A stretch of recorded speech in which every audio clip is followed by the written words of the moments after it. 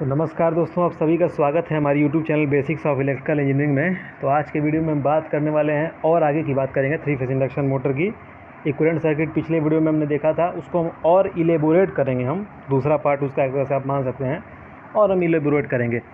पिछले वीडियो में हमने क्या देखा था कि ये देखिए हमारे सामने स्टेटर की इक्विवेलेंट सर्किट बनी हुई है। इस सर्किट में हमने क्या देखा था कि एकदम ट्रांसफार्मर की तरह सर्किट निकल के आती है, जिसमें हमें रोटर वाइंडिंग स्टेटर वाइंडिंग का रेजिस्टेंस था R1, लीकेज रिएक्टेंस था स्टेटर वाइंडिंग का X1, RC हमने देखा था जो कि क्या बताता था, कोर लॉस कंपोनेंट था। XM हमने देखा था, वो क्या था, मैग्नेटाइजिंग रिएक्टेंस था। यहाँ पर हमने E1 देखा था कि जो कि इंड्यूस EMF होता है स्टेटर वाइंडिंग का। I0 हमने देखा था कि जो कि नो लोड करंट होता था ट्रांसफार्मर की तरह। I2 डैश हमने देखा था। I2 डैश हमारा क्या था, ये था लोड रिफ्लेक्शन करंट था। ठीक, V1 हमारा क्या था, सप्लाई वोल्टेज था। तो ये हमने अच्छा खासा स्टेटर सर्किट देखा था। उसके बाद हमने क्या देखा था, ये था हमारा rotor equivalent circuit. Rotor equivalent circuit हमने क्या देखा था कि स्टैंड स्टिल में कैसे सर्किट बनता है, जिसमें रोटर की फ्रीक्वेंसी सप्लाई की फ्रीक्वेंसी के बराबर हो जाती है। तो वहाँ पर ये एस वगैरह नहीं आता है। स्टैंड स्टिल कंडीशन में rotor induce EMF E2 not होता है और रिएक्टेंस भी X2 नॉट होता है। लेकिन जब रनिंग कंडीशन आ जाती है तो उस समय इंड्यूस EMF में स्लिप आती है, तो SE2 नॉट हो जाता है और हमारा रिएक्टेंस क्या हो जाता है रोटर का, SX2 नॉट हो जाता है। ठीक, ये हमने समझा था अच्छे से रनिंग। और अगर नहीं आपको समझ में आ रही है अभी बात, तो आप पिछले वीडियो में जाकर देख सकते हैं, मैं लिंक डिस्क्रिप्शन में दे दूँगा। अच्छा, power flow in 3 phase induction motor थोड़ा सा आज हम समझेंगे। पावर फ्लो होता क्या है, पावर कैसे आउटपुट तक पहुँचती है। तो सबसे पहले हम इंडक्शन मोटर में क्या करते हैं, उसके स्टेटर में 3 फेज इनपुट पावर देते हैं, बिल्कुल देते हैं। उसके बाद होता क्या है, उस पावर में से कुछ स्टेटर कॉपर लॉस हो जाता है और कुछ स्टेटर के कोर लॉस हो जाते हैं। कॉपर और कोर लॉस कुछ हो जाते हैं। तो इन पावर को जब हम माइनस करते हैं तो उसके बाद हमें क्या मिलता है, फाइनली एयर गैप पावर मिलती है। यानी कि स्टेटर के इनपुट में से लॉसेस घटा दिए तो स्टेटर का आउटपुट मिल गया। ये जो एयर गैप पावर होती है वो स्टेटर का आउटपुट होती है। यानी स्टेटर का आउटपुट माने रोटर के लिए इनपुट। इस एयर गैप पावर में से जब हम रोटर कॉपर लॉस को घटाते हैं, ठीक है, रोटर कॉपर लॉस को जब हम घटाते हैं तो हमें अंत में मिलता क्या है, मैकेनिकल डेवलप्ड पावर PMD मिलता है। ठीक, मैकेनिकल डेवलप्ड पावर। ठीक है भाई साहब। अच्छा, अब आप कहें कि यहाँ पर स्टेटर कोर लॉस क्यों नहीं आया, क्योंकि भाई साहब रोटर फ्रिक्वेंसी हमारी क्या होती है, FR = S/F। रोटर की फ्रिक्वेंसी बहुत कम हो जाती है due to slip speed, slip के कारण। तो हिस्टेरिसिस लॉस जो हमारा होता है वो प्रोपोर्शनल होता है फ्रिक्वेंसी के। यदि वोल्टेज कांस्टेंट हो तो भाई साहब फ्रिक्वेंसी हमारी जब कम है तो हिस्टेरिसिस लॉस भी कम होगा। उसी तरह से जो हमारा एडी करंट लॉस होता है वो प्रोपोर्शनल होता है फ्रिक्वेंसी के स्क्वायर के। तो जब फ्रिक्वेंसी ही कम है तो एडी करंट लॉस भी हमारा कम होगा। तो इस वजह से यहाँ पर हम रोटर सर्किट में एडी करंट लॉस इत्यादि को नहीं लेते हैं। मैकेनिकल डेवलप्ड पावर में से फ्रिक्शन और विंडेज लॉस जब हम माइनस करते हैं तो हमें क्या मिलती है, शाफ्ट पावर। अच्छा, फ्रिक्शन और विंडेज लॉस से सर होती क्या है, तो फ्रिक्शन जो लॉस है, जो हमारी रोटर घूमती है वो किसी बियरिंग पर कसी होती है, बियरिंग पर बंधी होती है, एक तरह से बॉल बियरिंग वगैरह होती है। तो उस पर घूमने के कारण वो उससे रगड़ खाती है। उसी रगड़ को हम क्या कहते हैं, फ्रिक्शन लॉस। हीटिंग होती है ना, जब दो बॉडियाँ आपस में रगड़ खाएंगी मेटल की या किसी चीज़ की, तो उनमें गर्मी पैदा होगी, तो वही फ्रिक्शन लॉसेस होती हैं। और विंडेज लॉसेस क्या है, ये एक तरह का एरियल ड्रैग है। ये फ्रिक्शन लॉस बेसिकली होता क्या है, ये एक तरह का एरियल ड्रैग है, एरियल ड्रैग। जैसे हवा के जो कण होते हैं ना, वो भी हम पर एक विस्कस फोर्स लगाते हैं। आपने पढ़ा होगा 6π∗RV स्टोक्स के थ्योरम में। ठीक है, स्टोक्स के थ्योरम में आपने पढ़ा होगा, जितनी तेज़ कोई चीज़ चलेगी किसी विस्कस मीडियम में, किसी श्यान माध्यम में, उतना ही उस पर एक श्यान बल लगेगा। वही एक विंडेज फोर्स है, ये विंडेज लॉस। जैसे कोई हवा पूरब से पश्चिम बह रही हो और आप पश्चिम से पूरब की ओर साइकिल चला रहे हो और पीछे एक बड़ा सा पर्दा खोल के चलाइए तो आपकी जान निकल जाएगी, क्योंकि हवा जो है आपको रोकेगी, बहुत तेज़ है। वही विंडेज लॉसेस है, ड्रैग है, ड्रैग उसको कहते हैं। उस ड्रैग इत्यादि फोर्स को जब हम घटाते हैं मैकेनिकल डेवलप्ड पावर में से, तो हमें क्या मिलती है, शाफ्ट पावर। और ये शाफ्ट पावर ही हमारी क्या होती है, यूज़फुल फॉर लोड। यही यूज़फुल पावर हमारी लोड की ओर निकल के आती है। ठीक, आज हम जो बात करने वाले हैं वो हम बात करेंगे air gap power, rotor copper loss और मैकेनिकल डेवलप्ड पावर इत्यादि के बारे में। तो चलिए शुरू करते हैं, अब इसको अच्छे से समझते हैं कि ये चीज़ें हैं क्या। तो दोस्तों, इस सर्किट को लेकर हम समझेंगे एयर गैप पावर इत्यादि के बारे में। अच्छा, उससे पहले मैं आपको एक चीज़ बताना चाहता हूँ। थोड़ा सा आपको हो सकता है कि ये किस तरह से मैंने ये लिख दिया है चीज़ों को। रनिंग कंडीशन का ये रोटर का सर्किट है, ध्यान रखिएगा। जो सामने आपके सर्किट स्क्रीन पर दिख रहा है, ये रनिंग कंडीशन का रोटर का सर्किट है। अब आप कहेंगे इसमें SG2 कहाँ गया, SX2 कहाँ गया, ये R2 से R2/S का क्या ये मतलब है, आप कर क्या रहे हैं? मैं बताता हूँ मैं क्या कर रहा हूँ, ज़रा देखिएगा। हमें सर्किट क्या मिला था, आप ही इसका उत्तर दे देंगे खुद, कोई घबराने की बात नहीं। थोड़ा समझिएगा, इसको समझना बहुत ज़रूरी है, भागते नहीं चलना है। देखिए, प्लस माइनस, ये हमारा E2, ये हमारा था R2, ये हमारा था X2, ये था हमारा I2। तो आपको याद होगा जब हम रनिंग कंडीशन की बात कर रहे थे तो हुआ क्या था, यहाँ पे SE2 आ गया था, ये SX2 हो गया था, ठीक। अगर मैं पूछूं, आप मुझे बताइए यहाँ पर I2 कितना होगा, यहाँ पर I2 भाई साहब कितना होगा, तो आप कहेंगे I2 होगा SE2 अपॉन अंडर रूट में इम्पीडेंस कितना हो जाएगा, R2 स्क्वायर प्लस SX2 का स्क्वायर। बिल्कुल सही बात, यही होगा। लेकिन अगर कोई कहे कि नहीं, मैं इसको कुछ अलग तरीके से लिखूँगा, किस तरह से लिखूँगा, ध्यान से देखिएगा। कोई कहे कि ऐसा है, आप अंश और हर में S से भाग दे दीजिए, S से भाग दे दीजिए। अगर आप अंश में यानी कि न्यूमरेटर में जब आप S से डिवाइड करेंगे तो आपको क्या मिलेगा, सिर्फ E2 मिलेगा। हाँ साहब, E2 मिलेगा। क्या मिलेगा, E2 मिलेगा, सिर्फ S से डिवाइड कर दिया। अपॉन में अंडर रूट में देखिए, जब हम S से डिवाइड करेंगे तो इसका मतलब क्या है, अंडर रूट में जाके वो स्क्वायर हो जाएगा, तो वो हो जाएगा R2/S का स्क्वायर। उसको हम लिख सकते हैं होल स्क्वायर, बिल्कुल लिख सकते हैं। भाई हम कहें कि किसी संख्या को 4 से भाग देना है और नीचे हर में जो कोई नंबर लिखा हुआ है वो करनी में लिखा हुआ है, स्क्वायर रूट में लिखा हुआ है, तो करनी के अंदर जाके वो स्क्वायर हो जाएगा, 16 हो जाएगा ना, तभी तो बाहर 4 आया होगा। ये कहने का मतलब है। हमने भाग दे दिया यहाँ से, तो भाई साहब अंडर आके S स्क्वायर कटेगा, तो ये क्या हो जाएगा, X2 स्क्वायर। आप देख रहे हैं, एक ही सर्किट को मैंने दो तरीके से लिख दिया। पहले में आप करंट देखिए, दोनों करंट सेम है, लेकिन लिखने का तरीका और अंदाज़ कितना बदल गया। अच्छा, क्यों ये अंदाज़ बदला है, इसके बारे में भी मैं कभी अस्थिर से बताऊंगा। अभी फ़िलहाल आप मान के चलिए, क्या ये मेरी बात आपके कॉमन सेंस को सूट कर रही है, क्या मैंने कुछ गलत किया है, नहीं किया है। आप खुद कभी दिमाग ला के देखिएगा, कोई गलती नहीं हुई इसमें। इस तरह से हम इन चीज़ों को लिख सकते हैं, ठीक। तो ये नज़र में बनाए रखिएगा, इसको नोट करिए। अब हम आगे चलते हैं कि हम करने क्या वाले हैं। तो ये हमारा सर्किट इस तरह से आ गया है, क्योंकि इसके हिसाब से अगर मैं इस सर्किट के, इस करंट के हिसाब से, मेरे कहने का मतलब है कि अगर मैं इस करंट के हिसाब से अगर मैं इक्विवेलेंट सर्किट बनाऊं तो वो कैसे बनेगा, देखिए वो ऐसे बनेगा।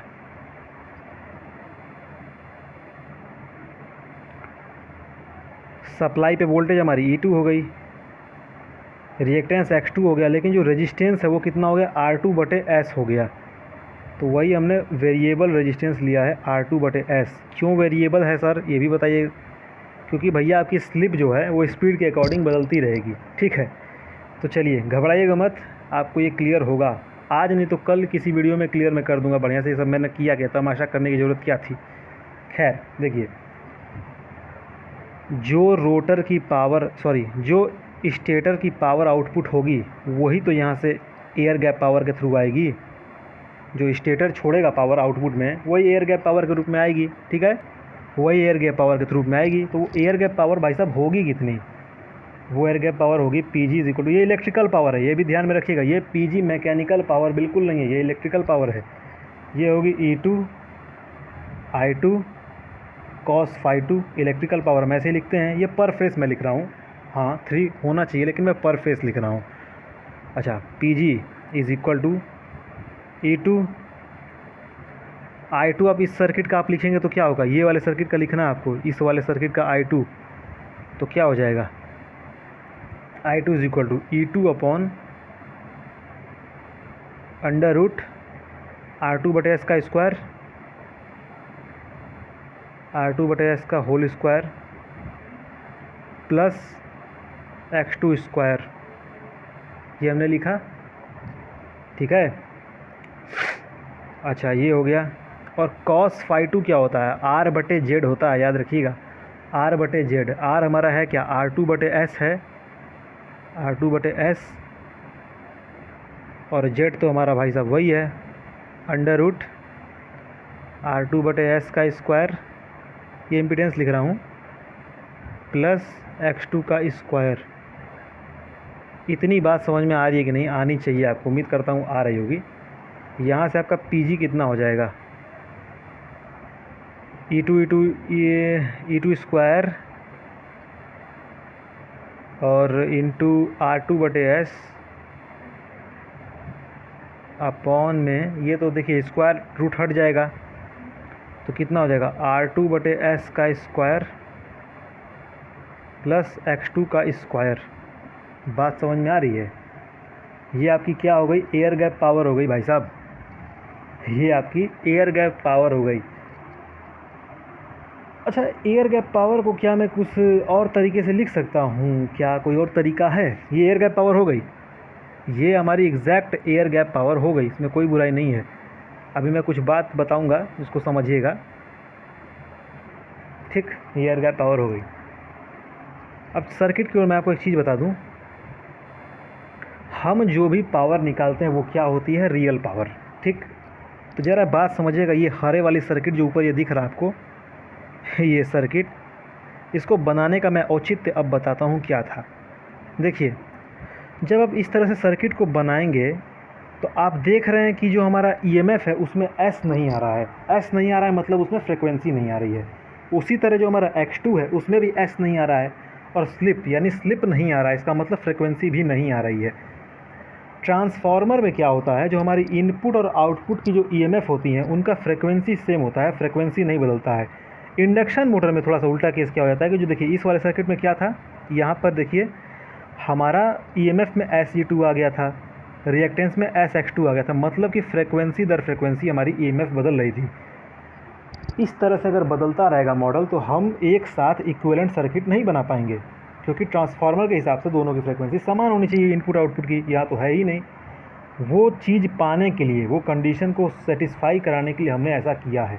और इसमें एक फ़ायदा क्या है, ये जो पीजी पावर आई है, एयर गैप पावर, ये एक रियल पावर है जो कि उपयोग होने वाली है, एयर गैप पावर। अच्छा, X2 जो है वो क्या है, रिएक्टेंस है।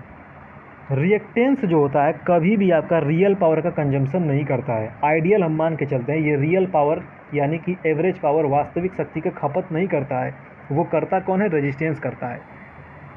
अगर आप R2/S के रेजिस्टेंस में रियल पावर कितनी खर्च हुई ये निकाल लें तो वही आपकी एयर गैप पावर हो जाती है। यहीं से बात मज़ेदार हो गई कि आप R2/S वाले रेजिस्टेंस में कितनी पावर खपत हुई रेजिस्टेंस में, उसमें आप अगर उसको निकालें तो वही आपकी एयर गैप पावर हुई। क्योंकि भाई साहब ये जो गैप पावर आई है, एयर गैप पावर, इसका खपत करेगा कौन यहाँ पर, X2 तो करेगा नहीं, रिएक्टेंस है, करेगा कौन, R2/S। तभी R2/S की जिम्मेदारी है कि इस एयर गैप पावर को मैं खाऊं, ठीक है। हमने किया वही है, हमने यहाँ पर किया वही है। तो इसमें कोई घबराने की बात नहीं कि ये कुछ अलग नहीं ना हो गया या कुछ ऐसा कुछ भी नहीं हुआ है, ये हुआ यही है। आपको इतनी बात समझ में आई, ये जो गैप पावर निकली आपकी, यही असली गैप पावर है, E2² into R2/S upon R2/S का होल स्क्वायर प्लस X2 का स्क्वायर। ये हमारी एयर गैप पावर हो गई, ठीक। अच्छा, नहीं यकीन है तो आप ज़रा करके देखिएगा, मैं थोड़ा सा करके दिखाने की कोशिश करता हूँ। PG इज इक्वल टू होता क्या है, I2² R2 होगा, R2/S, यहाँ हमने R2/S लिया था, तो PG क्या हो जाएगा, I2 क्या हो जाएगा, करंट हमारा E2/Z2 हमारा क्या था, देखिए E2² हो जाएगा।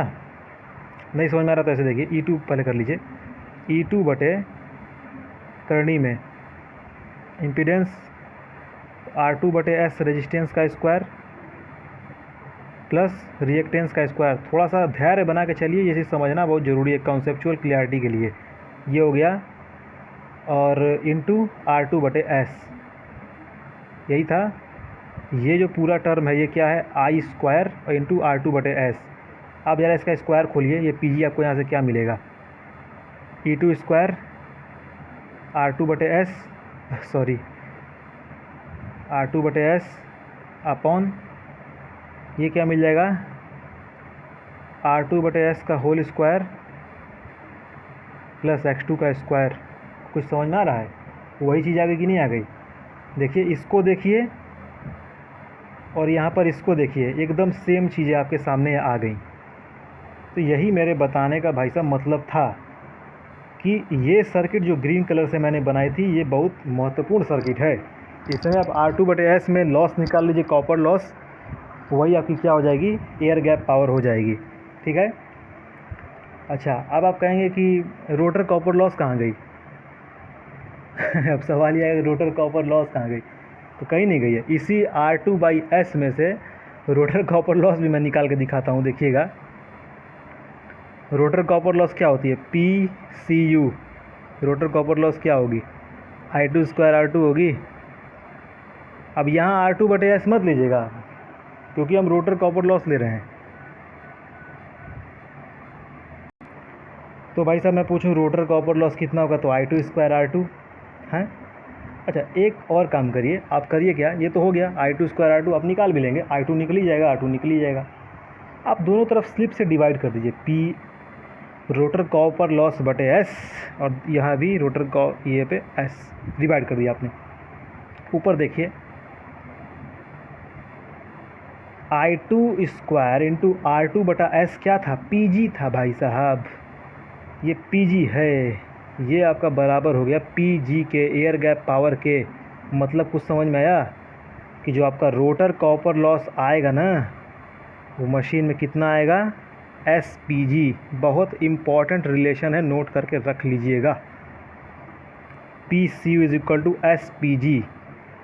अगर वही कह रहा है कि एयर गैप पावर 10 वाट है, स्लिप 0.3 है, तो रोटर कॉपर लॉस कितना होगा? 3 वाट। बाकी पावर कहाँ गई? बाकी पावर मैकेनिकल डेवलप्ड पावर में चली गई। आपको बात समझ में आ रही है कुछ? तो कॉपर लॉस हमें कितना मिलेगा रोटर में?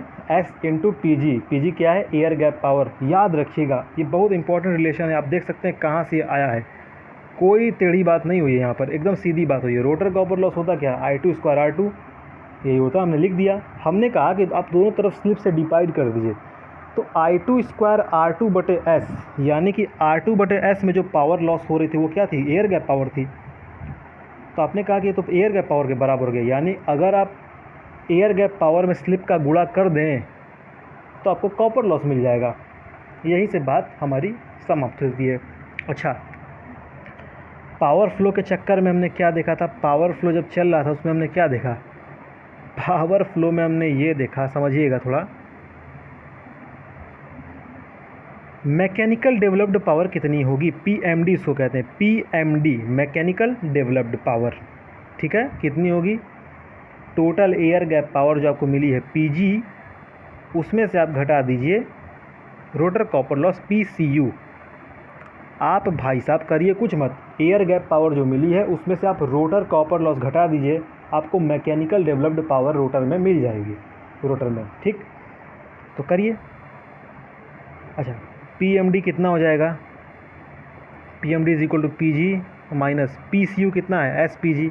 ऊपर से आप देख सकते हैं भाई, PCU को मैं SPG लिख सकता हूँ ना, रिलेशन हमें मिल ही गया है। तो लिखिए PMD इज इक्वल टू क्या हो जाएगा, यहाँ से PG कॉमन हो जाएगा, PG 1 minus S। Very important relation, बहुत महत्वपूर्ण रिलेशन है ये। देख रहे हैं आप, काफ़ी शानदार रिलेशन निकल के हमारे सामने आ गया। क्यों PG के टर्म्स में निकाला? क्योंकि गैप पावर और बाकी सारी पावरों के संबंध में हमारा इंटरेस्ट है जानने का कि किस तरह से संबंधित हैं। रोटर कॉपर लॉस क्या हो गई? SPG, और हमारी PMD क्या हो गई? PG 1 minus S। ये 1 माइनस S स्लिप के साथ परिवर्तित होगी मैकेनिकल डेवलप्ड पावर। तो हम एक इनके लिए रिलेशन लिखते हैं, यूनिफॉर्म रिलेशन, जो कि हमेशा चलता है, यूनिवर्सल रिलेशन। वो होता क्या है? PG is to PCU is to PMD। बोले तो एयर गैप पावर संबंधे कॉपर लॉस संबंधे PMD, ये आपस में किस रेशियो में होते हैं? ये होते हैं 1S 1 माइनस एस। रटता था मैं, अपने समय में रटता था कि क्या है, रटने की बात थी नहीं वैसे, लेकिन रटना पड़ता था। कई बार हालात इस कदर हावी होते हैं कि रटना ही पड़ता है चीज़ों को।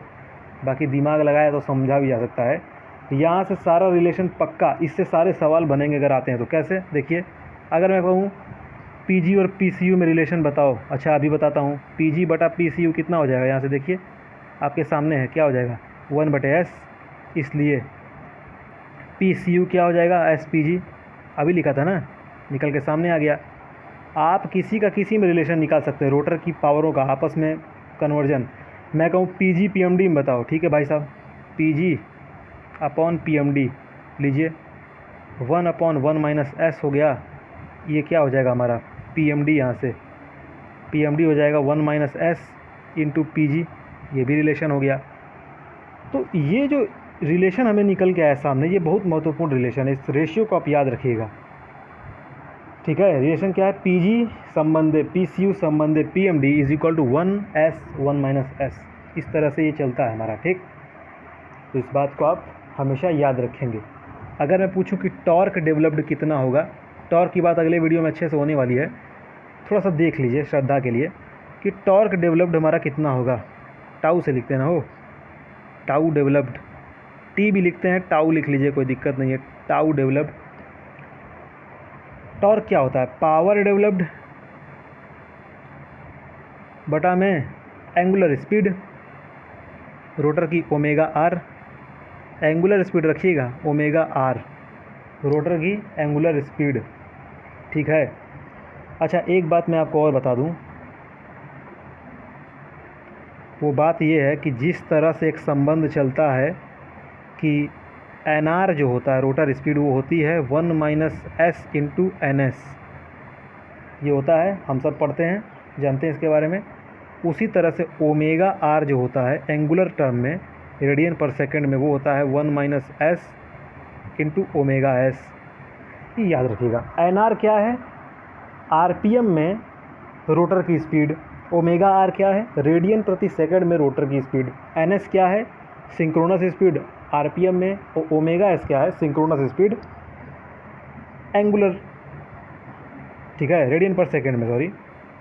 तो ये टॉर्क डेवलप्ड क्या हो जाएगा, power developed upon omega R. तो लिखिए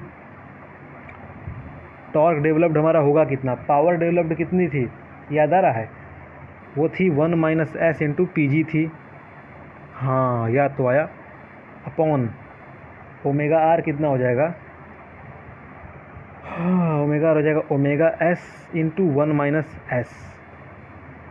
ये शहीद हो गए 1 माइनस आर 1 माइनस एस। तो यहाँ से टॉर्क डेवलप्ड हमें कितना मिल जाएगा, पीजी अपॉन ओमेगा एस।